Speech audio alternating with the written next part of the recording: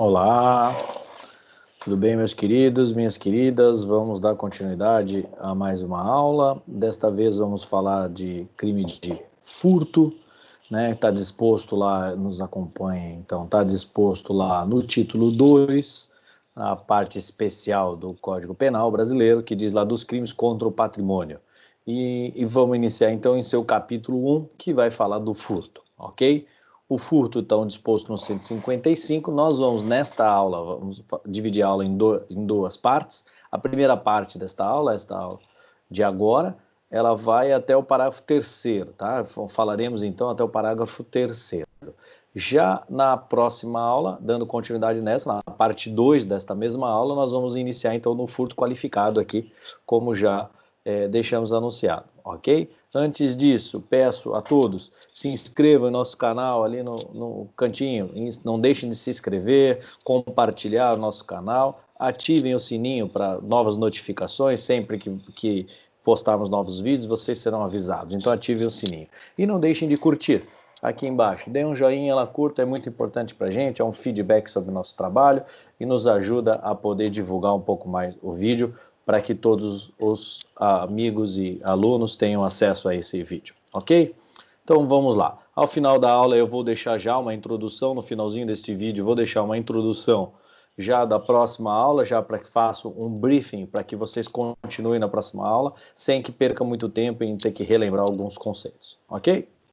Antes disso, eu tenho que dizer a vocês aqui que os crimes contra o patrimônio em geral aqui, ele é um direito fundamental, o patrimônio, vocês muito bem sabem disso, está lá o direito de propriedade, está lá no artigo 5º da nossa Constituição de 88, e vocês devem levar em consideração que há uma certa influência extremamente grande nos crimes patrimoniais, do capitalismo em si, desse avanço do capital, dentro do ordenamento jurídico brasileiro, inserindo dentro do nosso Código Penal, desde o artigo 155 até o 183, é só crime patrimonial, ou seja, há uma demanda extremamente forte com crimes patrimoniais. Se vocês relembrarem que nos crimes contra a vida, começamos lá no 121, então vamos do 121 até o 128 com os crimes contra a vida, ou seja, 128 é uma exclusão da hipótese do crime, 127 seria um aumento de pena, então teríamos aí 3, 4 crimes contra a vida, né? E contra o patrimônio do 155 ao 183, ainda que o 81, 82, 83 ali sejam algumas condições gerais, mas vejam, tem bastante crimes, tá? Então há clara essa influência dentro do nosso ordenamento jurídico, ok? O patrimônio, ele tem uma divisão muito grande, tá? Quando se fala em patrimônio, aqui ele se mistura um pouco com o direito civil, né? Em algumas situações ele tem alguma divisão, a doutrina faz algumas divisões de que seria tutelado dentro do nosso ordenamento jurídico, um conceito do patrimônio seria um conceito jurídico, outros falam um conceito econômico, outro jurídico, econômico, ou mista, pessoal e ainda o funcional, né? A gente tenta trabalhar sempre com a ideia do conceito jurídico, que seria o direito de propriedade lá, advindo da Constituição, e sua extensão, né? A extensão para aquelas pessoas, entendendo o que estaria esse prolongamento de direitos subjetivos da pessoa. Então, isso que a gente entraria como patrimônio.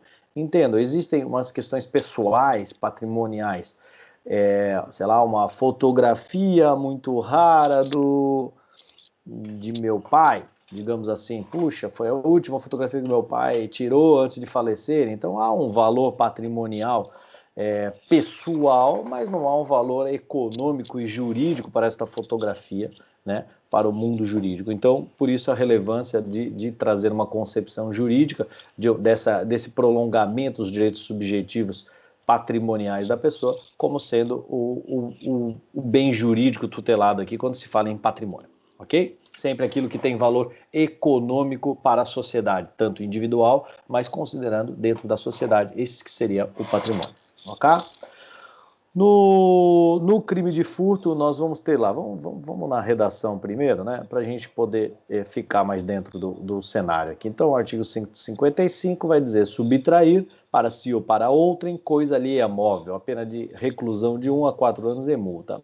Relativamente, é uma pena pequena no caput do artigo, né, de 1 a 4 anos, pesada talvez por ser um furto, né, mas uma pena pequena. Ele vai escapar da óbice, ali do rito processual da 9.099, né? Ele não vai ter aquele rito processual, uma vez que deixa de ser um crime de menor potencial ofensivo, porque a sua pena máxima é em 4 anos, como estamos vendo aqui, né?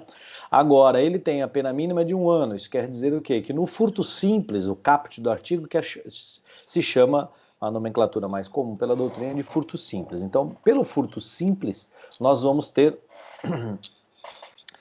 a possibilidade da suspensão condicional do processo, aquela prevista lá no artigo 89 da Lei 9.099, tá? Então, lá no artigo 89 vai dizer, suspende condicionalmente o processo para todos os crimes que tenham uma pena mínima igual ou inferior a 1 ano. Então, ele tem a pena de 1 ano no furto simples, ressaltando, no furto simples, o caput, ele permite essa suspensão condicional, ok?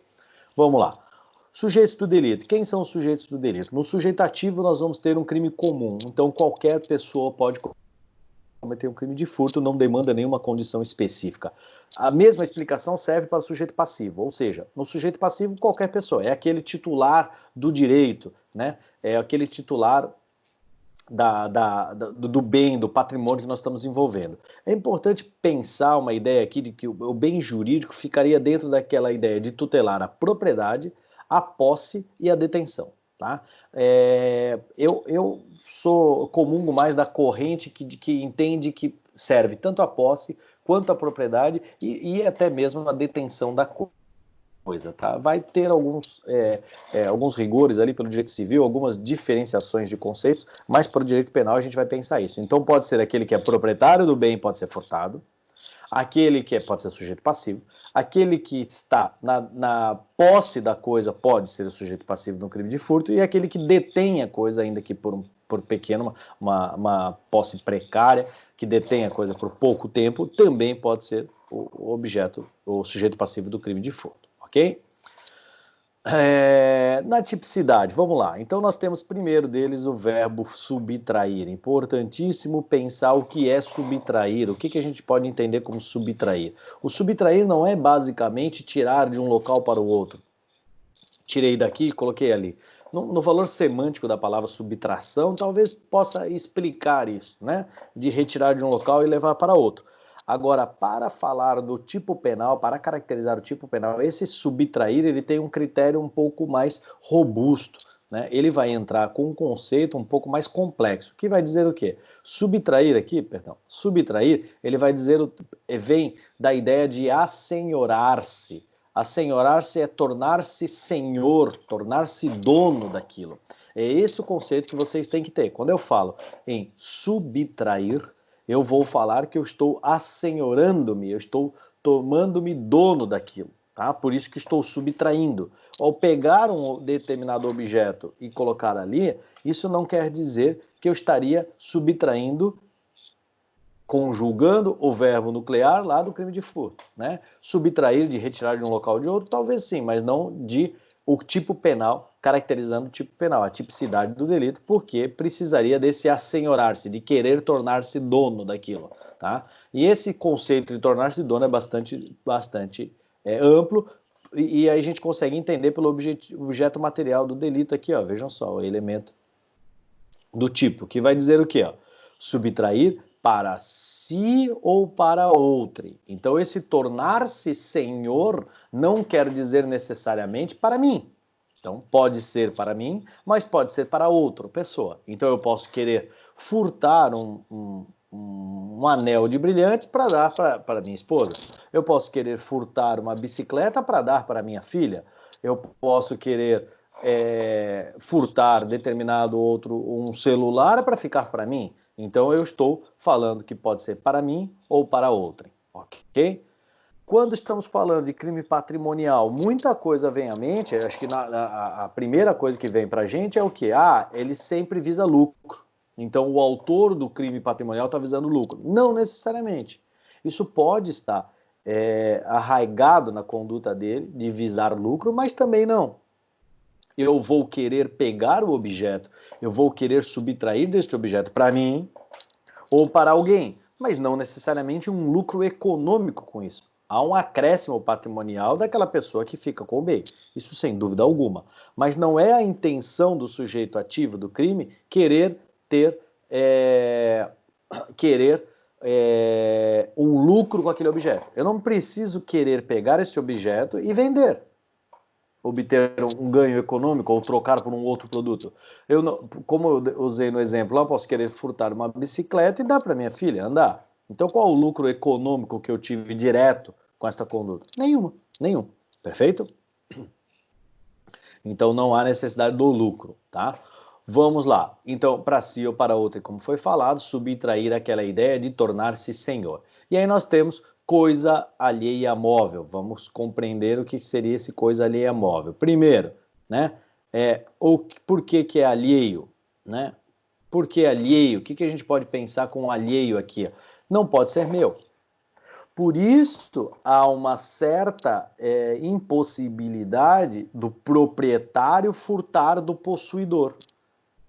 Há uma relação jurídica entre duas pessoas, por exemplo, uma relação informal, não importa, e de que eu empresto determinado objeto para alguém. Vamos usar esse exemplo. Passado um certo período que ele não me devolve, eu cobro, puxa, dá para você devolver aquele objeto, aquele celular, aquele livro? E ele diz, não vou devolver, eu estou usando, não quero devolver agora, tal, e fica me enrolando.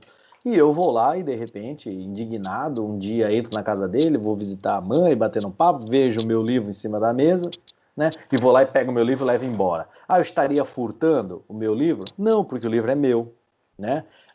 Eu não está na minha posse naquele momento, mas é meu. Eu sou o proprietário daquele livro, perfeito?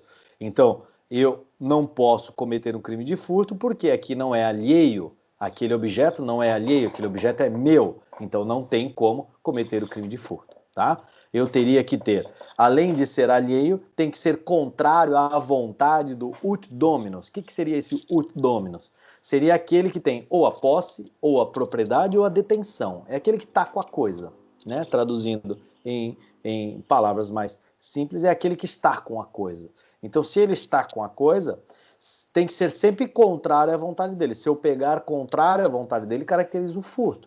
Porque, por exemplo, eu vou na casa de alguém, vou na casa de você, e eu vou lá na sua casa, tem o seu livro ali na mesa, eu observo, puxa, que legal esse livro, gostaria muito de ler, sempre quis comprar esse livro, nunca achei, e de repente você, puxa, pego, dou uma folheada, poxa, podia levar, daí, não, pega para ti, de presente. Isso não há furto, porque não é contrário à vontade daquele que tem a coisa, o proprietário, no caso ali, deste exemplo que eu usei, perfeito? Então nós temos que ter...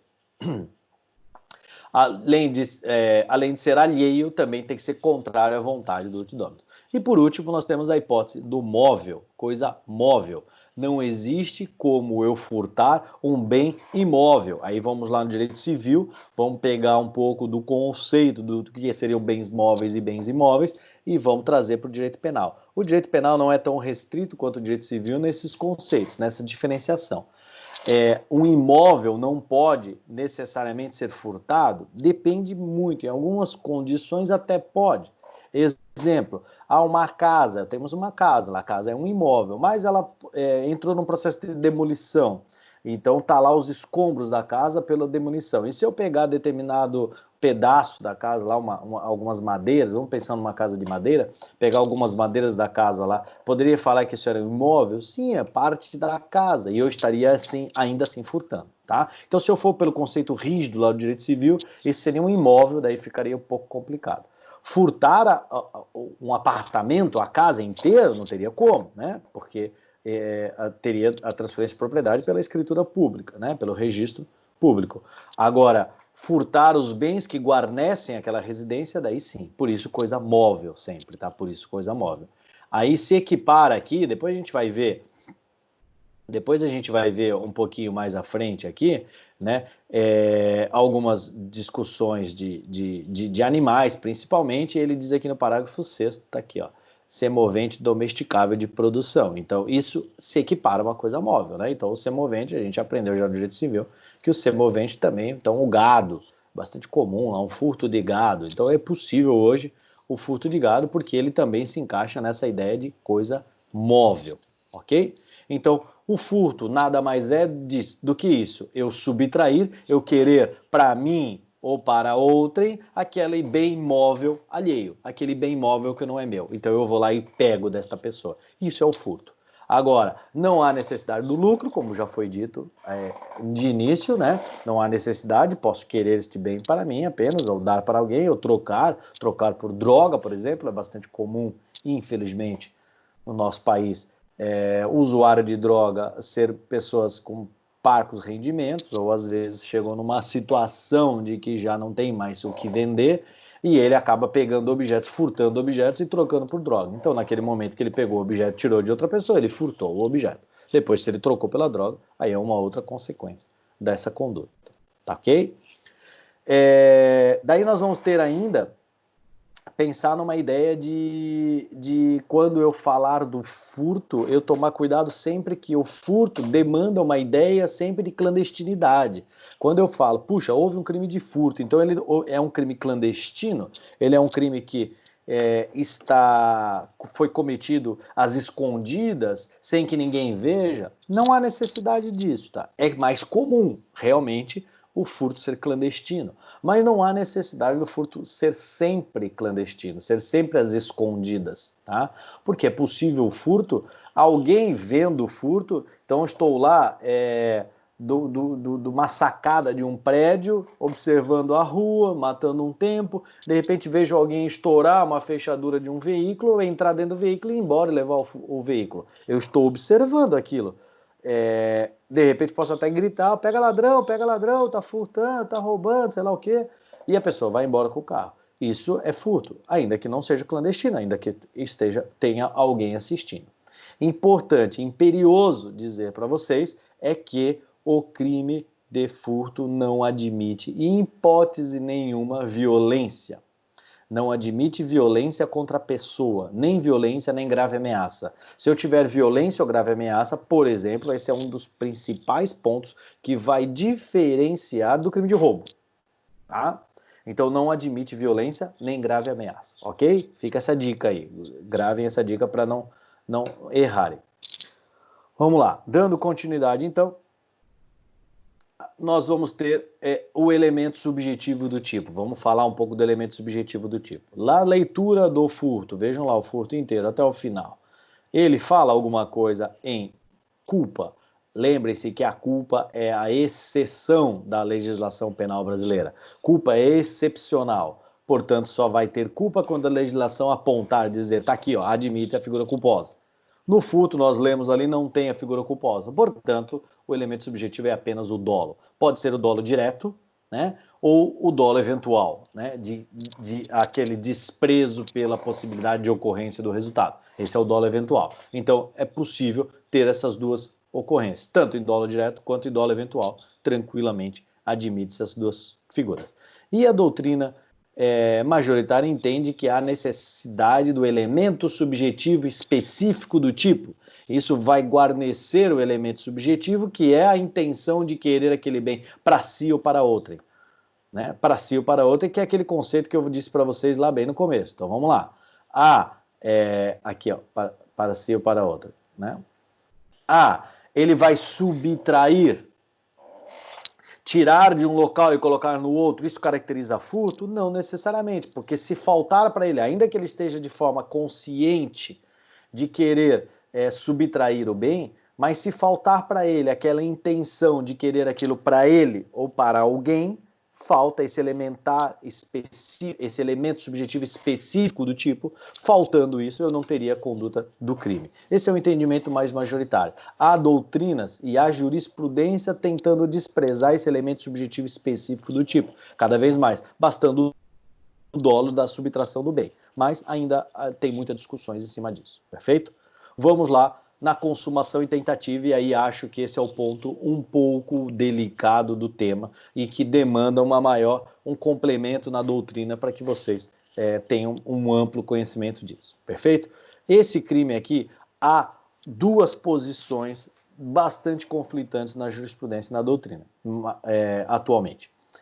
Há doutrinadores que tratam este crime como um crime de mera atividade e há doutrinadores que classificam este crime como crime de resultado. Então vejam lá, se ele for como um crime de resultado, que é um entendimento majoritário, tanto nos tribunais estaduais e superiores, é um entendimento majoritário que é um crime de resultado, ou seja, então ele vai se consumar no momento em que houver a subtração da coisa e o sujeito ativo do crime tiver a posse tranquila daquela res furtiva, né? Quando ele tiver a posse mansa e pacífica, se usa muito esse termo. Que seria o quê? Seria basicamente quando há o desapossamento do sujeito passivo daquele bem. Então, quando o sujeito passivo não tem mais o bem.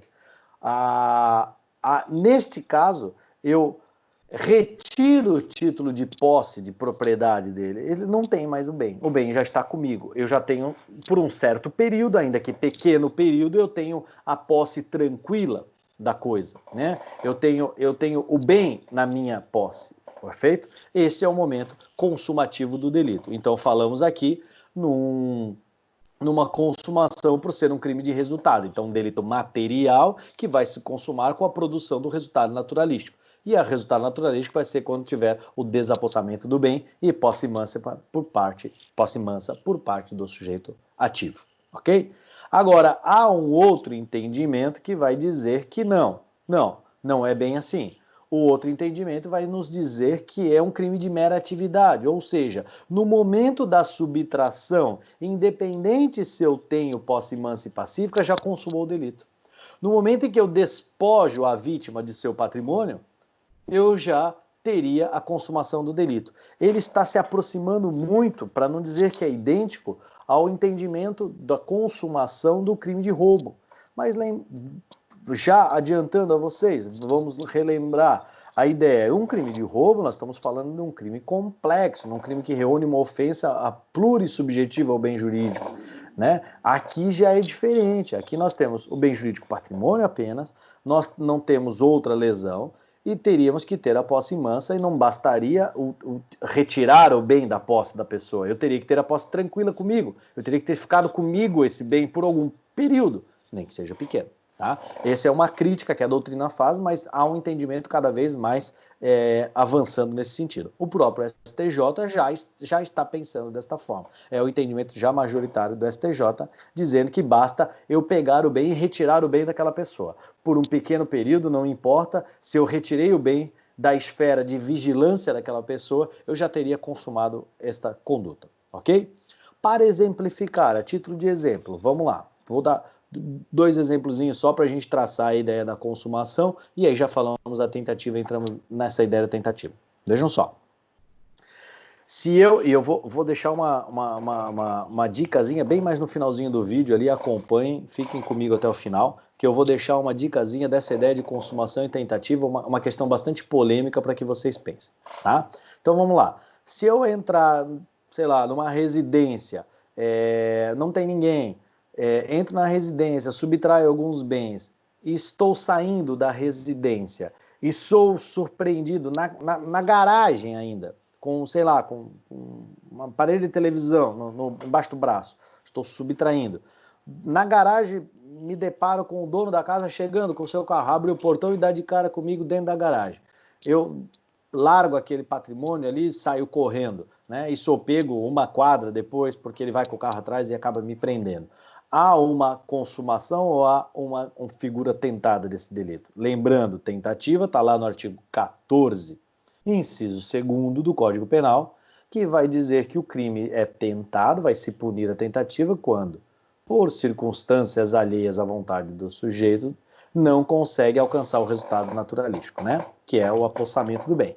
Então, neste caso, como ele foi surpreendido dentro da garagem ainda, dentro da casa daquela vítima, eu poderia falar ainda em tentativa. O fato dele ter fugido, andado 1 quadra, 2 quadras e for pego ainda 1, 2 quadras, tivesse uma perseguição, isso não interrompe a ideia da consumação do delito, tá? De maneira alguma, principalmente porque ainda teve uma perseguição incontinente. Vejam só, importa lembrar que quando eu falo em consumação em tentativa, nada tem a ver com a prisão do sujeito ativo do crime. Ah, ele foi preso, então foi tentativa, doutor? Ou ele fugiu, é consumada a conduta? Isso não tem nada a ver. O que tem a ver é com desapossamento, posse, esfera de vigilância daquele patrimônio. É isso que interessa, não é a prisão dele, tá? Portanto, nesse mesmo exemplo que eu dei, ele está dentro da garagem. Vamos lá, vamos mudar um pouco. Dentro da garagem, saindo com o televisor, dá de cara com o proprietário da casa chegando, abriu o portão, deu de cara. Ele larga a televisão e sai correndo. E o camarada não vai atrás dele, ele foge. O bem fica ali, era a televisão que ele estava levando, o bem ficou ali, houve uma tentativa de furto. Ah, mas doutor, mas ele fugiu, não foi preso, não sei mais nem quem é esse camarada, nunca mais vou conseguir encontrá-lo. Não tem problema, houve uma tentativa de furto porque ele estava levando o bem e foi interrompido naquele momento, ok? Agora vamos lá, se ele sai, vou mudar o exemplo, vamos para o segundo exemplo que eu tinha dito, no mesmo, mas com um outro prisma, uma outra mirada. Se ele sai da casa com o televisor e anda 1 quadra e de repente na esquina tá passando uma viatura da polícia militar e se depara com alguém de madrugada andando com uma televisão embaixo do braço, a viatura para e, o que está acontecendo? O que você está fazendo com essa televisão? Ah, pois é, tal, estava furtando, né? Então, se isso acontecer, foi um encontro fortuito da polícia, né? Que encontrou um rapaz andando e parou e resolveu abordá-lo. Eu posso dizer que há uma consumação desse delito? Neste caso, sim. Por quê? Porque ele já estava com a posse tranquila. Ele já tinha retirado da esfera da vigilância da vítima aquele bem. Já tinha desapossado a vítima, né? O bem já tinha saído da casa daquela pessoa. Portanto, consumado o delito. Ok?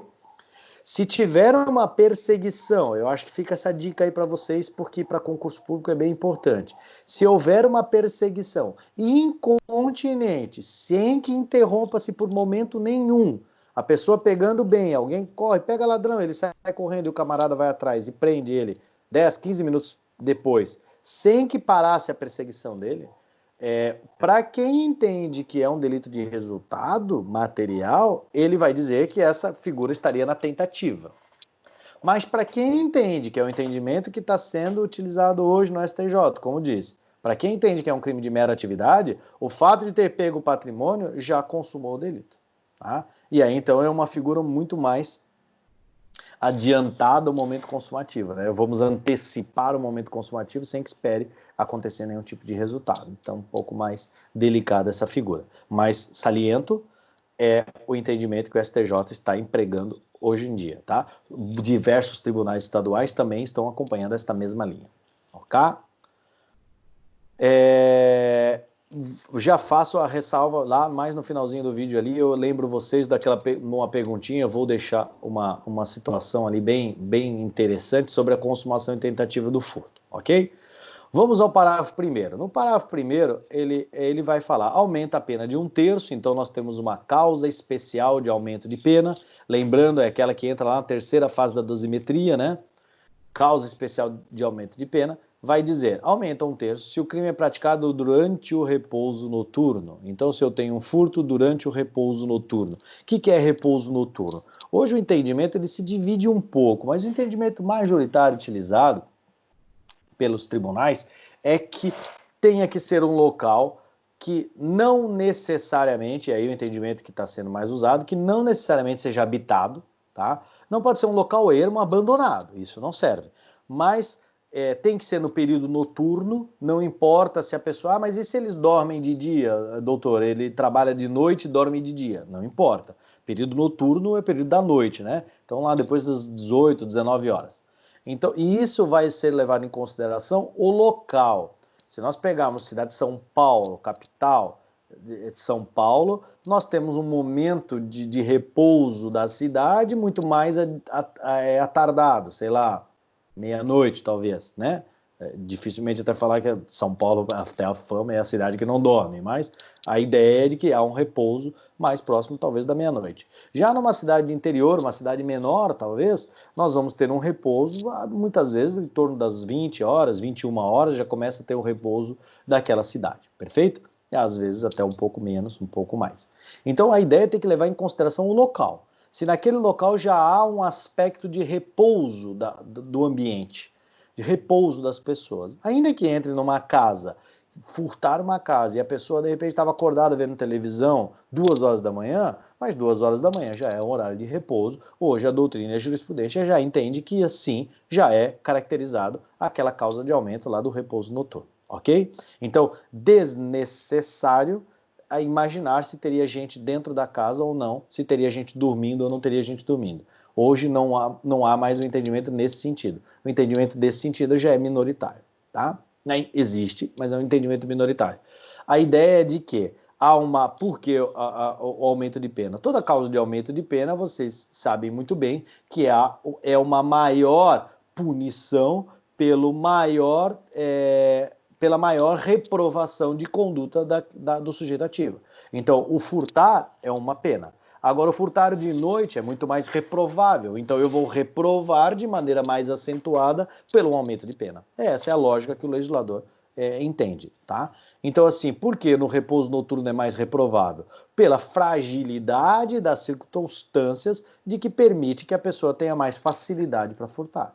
Então, estamos muito mais fragilizados, muito mais vulneráveis durante o repouso noturno. É como dizia a minha avó, né? E talvez a avó de vocês, de que de noite todo gato é pardo. É essa a ideia. A ideia é exatamente essa, né? Porque é muito mais frágil, muito mais vulnerável às condições. Ok?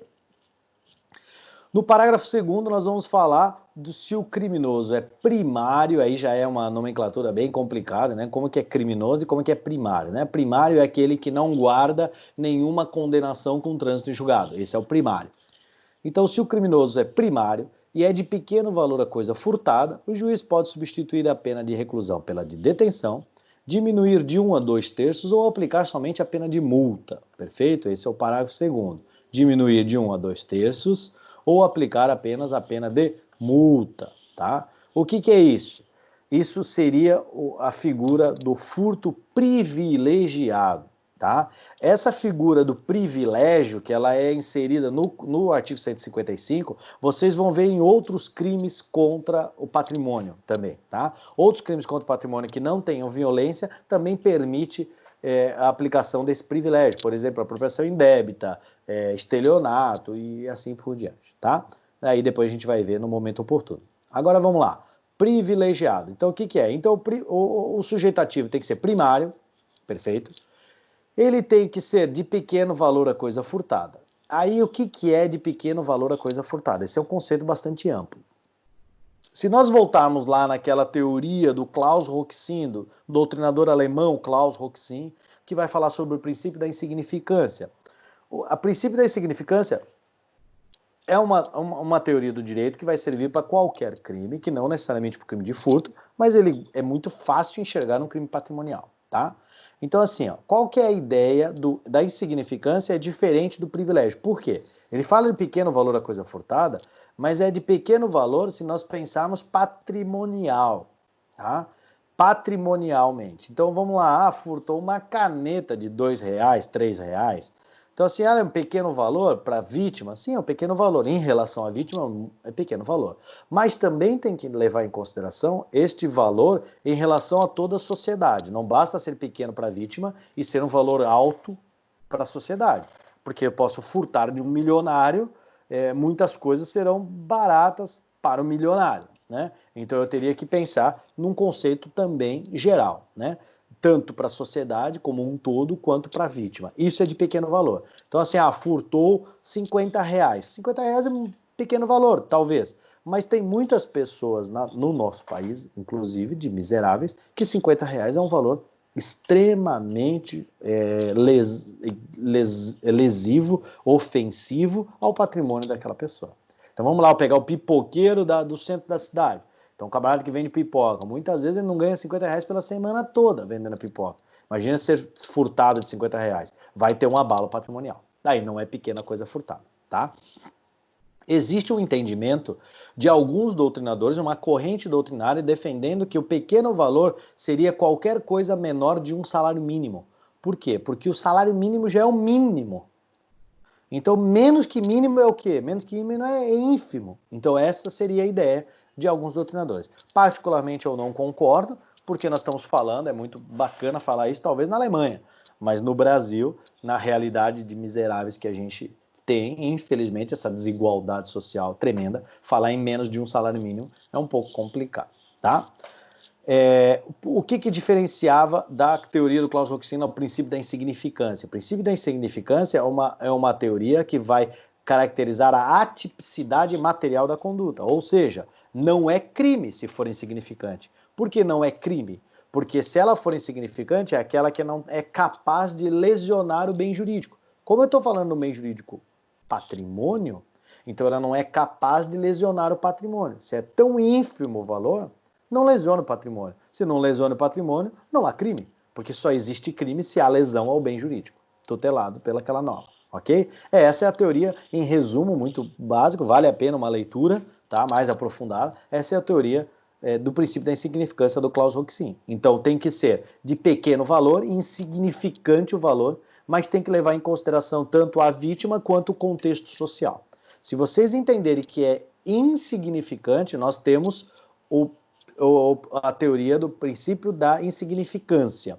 Então aplicaríamos essa teoria, é a típica conduta, não é crime, é a tipicidade material. Agora, se não for tão insignificante, ela é só de pequeno valor, e aí então, desde que seja primário, eu posso aplicar uma causa especial de diminuição de pena, que é a chamada privilégio aqui do parágrafo 2º. Então o juiz vai substituir por detenção, diminuir de até 2/3 ou aplicar somente a pena de multa. Tá? Veja que é diferente da teoria do Klaus Roxin, porque a teoria do Klaus Roxin vai dizer que a conduta é típica, não é crime. E se for privilegiado, é crime, com a pena menor, mas é crime. Tá certo? Dentro dessa, ainda abrindo essa teoria, nós temos os chamados furto famélico. O que é o furto famélico? É aquele furto praticado por estado de necessidade. Basicamente, lembro lá naquelas discriminantes, nas excludentes de licitude, que vai dizer que houve um estado de necessidade, a pessoa praticou aquele crime para saciar, não há culpabilidade na conduta dele, porque foi para saciar a fome, tá? Então, quando eu vou lá, vamos lá no artigo, só voltar aqui bem rapidinho, você já enxerga aqui no artigo 23, né? Aqui, o estado de necessidade vai dividir lá. Então, vamos lá. O artigo 23 vai excluir a ilicitude da conduta. Não há crime quando ele pratica o crime em estado de necessidade. Perfeito? Aí, ele vem lá e explica o que é estado de necessidade, aqui no artigo 24. Então, o que eu tenho aqui? É aquele camarada, para entrar num furto famélico, caracterizado pela doutrina, classificado pela doutrina como furto famélico. Deixa eu colocar aqui na tela. Aqui, o furto famélico. Nós vamos ter, então, aquele furto que é, via de regra, 99% das condutas é furtar alimentos, né? Aquele que furta alimento para saciar a fome sua ou da sua família, né? Então esse é um furto famélico. Aquela história de que, o fulano foi preso porque furtou um frango, um pote de margarina no mercado, pouco provável alguém estar preso por isso, pouco provável. Às vezes é um apelo midiático, porque isso seria furto famélico, tá? Aí nós temos, é claro, que nós temos que também ampliar um pouco para medicamentos. Alguns doutrinadores entendem claramente, a doutrina e a jurisprudência entendem claramente, o medicamento também, que seria um estado de necessidade para salvar a vida, a saúde daquelas pessoas, também entraria com furto famélico. E finalmente, nós vamos ter também a figura até mesmo de botijão de gás, já tem casos sendo equiparados a furto famélico. Então o botijão de gás seria um estado de necessidade para que ele possa cozinhar, para que ele possa saciar a fome da sua família. E ele não tem condições de comprar um botijão de gás e acaba furtando o botijão de gás.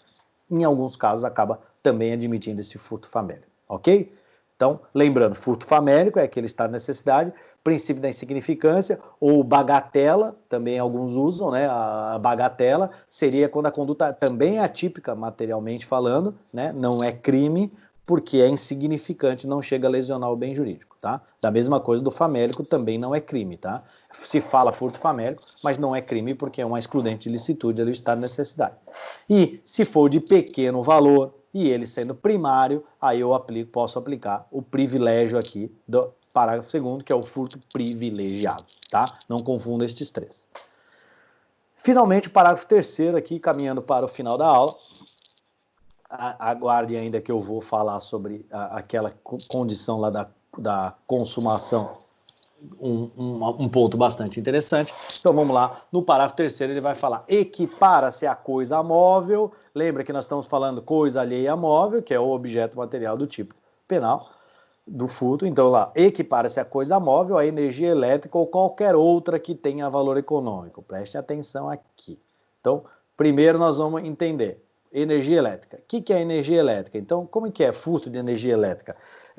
Via de regra, acontece antes do medidor, daquele relógio. Vai lá na casa de vocês, tem um relógio que mede o consumo da energia que é fornecida pelas concessionárias as companhias elétricas, né? As concessionárias de serviço de fornecimento de energia. Então, ela te fornece uma energia, você mede naquele relógio, ao final do mês é tirado a leitura e você paga aquele consumo de energia que você fez. Então as pessoas muitas vezes no furto de energia elétrica é quando desvia, pega energia antes do relógio, ou seja, estou consumindo energia sem passar pelo medidor, não tem como cobrar, portanto não sabe que a pessoa está pegando aquela energia. O que ele está fazendo, ele está furtando a energia elétrica. Este exemplo de furtar a energia elétrica, ela vai sempre dentro do contexto do furto da companhia elétrica, tá? Da fornecedora de energia. Se eu pegar do meu vizinho, por exemplo, eu ligo numa tomada do vizinho, puxo uma extensão para dentro da minha casa e uso, eu estou furtando do meu vizinho. Tá? É um furto de energia elétrica igual, mas estou furtando do meu vizinho. Perfeito? E aí não é da companhia elétrica, mas sim do vizinho, o sujeito passivo. Aí, quanto a isso, é tranquilo. O que é a diferenciação, o que é o grande problema, ele diz aqui, ó, ou qualquer outra que tenha valor econômico. Vejam bem, não é qualquer outra, hoje o entendimento pacificado nesse sentido, não é qualquer outra coisa, é qualquer outra energia. Ele está levando em consideração isso aqui, qualquer outra, vejam só, leiam comigo ali, qualquer outra energia, qualquer outro tipo de energia, energia elétrica ou qualquer outra que tenha valor econômico. Uma energia solar, hoje em dia, tá muito na moda, esses aquecimentos solares, essa captação de energia solar, uma energia nuclear, uma energia eólica, qualquer tipo de energia que eu pudesse estar subtraindo, pudesse estar furtando. Perfeito? Então, esse qualquer outro aqui é uma extensão ao rol das energias. É energia elétrica ou qualquer outra energia que tenha valor econômico, né? Se for uma energia que não tenha valor econômico, talvez lá, o sol simplesmente olhando para mim, aí ele nasce para todos, como já diz o ditado, tá? Furto de energia. Tudo bem? Tranquilos? Então, com isso, na primeira aula, nós paramos aqui no parágrafo 3º, vamos deixar o furto qualificado e as causas novas aqui foram inseridas para a parte 2 dessa aula, para a próxima aula ali, a parte 2. Eu só vou, como prometido no início da aula, eu só vou pontuar para vocês um ponto extremamente importante sobre consumação e tentativa.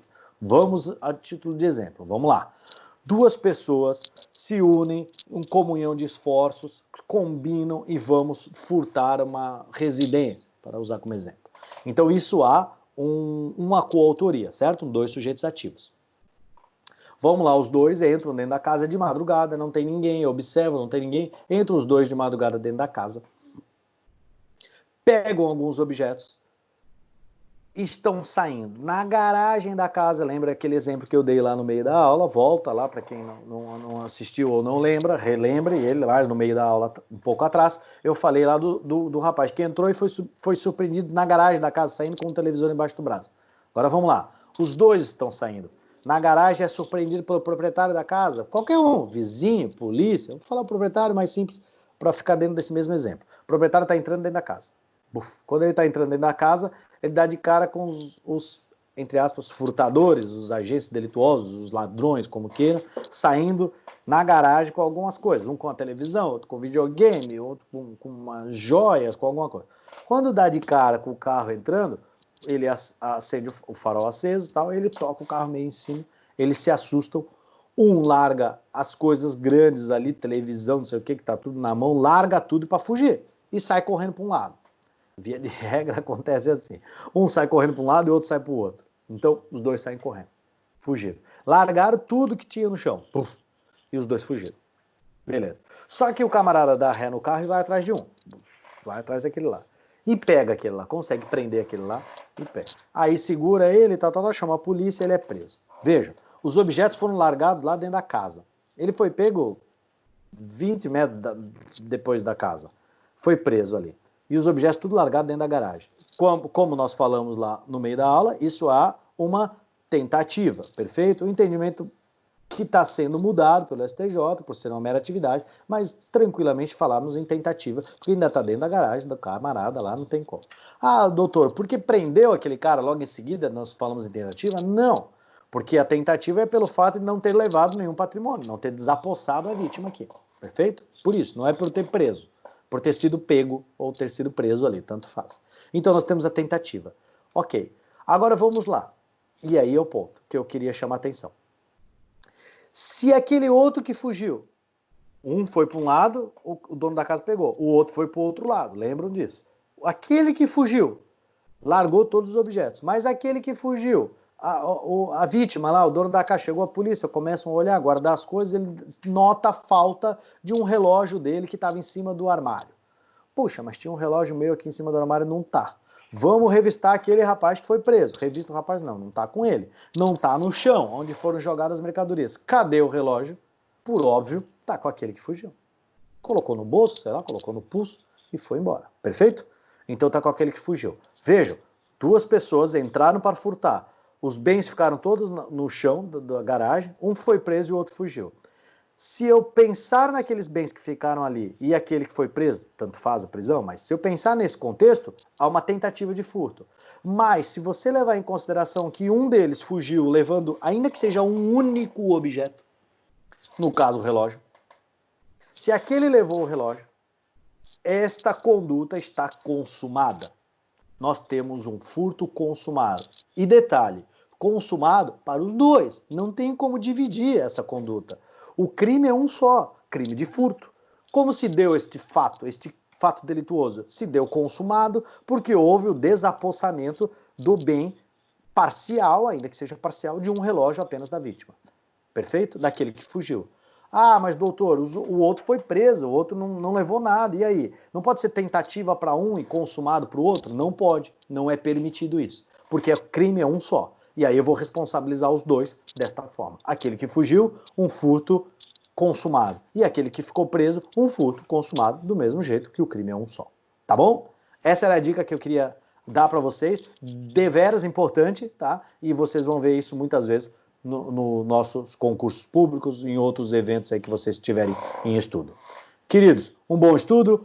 Lembrando, guardem, eu vou fazer já deixar um briefing mais ou menos disso para a próxima aula, né? E já continuando daqui, deste exato momento, desse exemplo que eu dei, ainda que seja da consumação, mas continuando ali da energia elétrica e tal, e iniciando na próxima aula, tá bom? Não deixem de assistir ao próximo vídeo da segunda parte dessa aula do crime de furto.